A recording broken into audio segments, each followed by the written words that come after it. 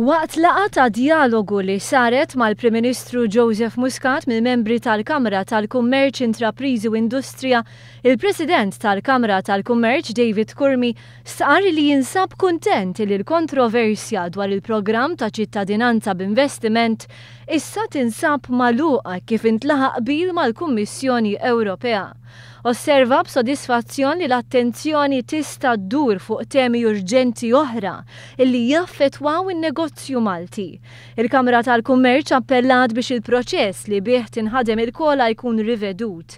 Stqarr li qed jiżdiedu ħafna l-ispejjeż marbutin man-negozju, fosthom il-pagi tal-ħaddiema u it-trasport. Għal dan il-Prim Ministru spjega li l-Gvern se jwettaq it-time frame li diġà fassal li se jara l-kontijiet ta' dawlu li ma jorħsu għan-negozji sa Marzu 2015.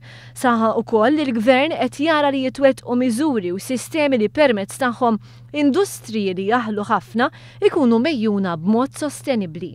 Il-Prim Ministru Joseph Muscat faħħar l-attitudni proattiva li adottat il-Kamra tal-Kummerċ meta tħabbar li l-110 ħaddiem tal-Arrow Farm kellhom l-impjieg tagħhom ipperikolat. Fakkar li f'temp ta' 3 ijiem instabu impjiegi alternattivi lil dawn il-persuni u dan jindika l-bżonn qawwi ta' ħaddiema manwali mħarġa fis-suq Malti. Għaraf li s-settur tal-enerġija jibqa' sfida ewlenija għal dan il-Gvern fil-waqt li fakkar fl-importanza li jinżamm il-momentum li ġie mniedi fil-budget li għadda li se jara roħs immedjat fil-kontijiet ta' dawlu l-ilma għall-konsumaturi.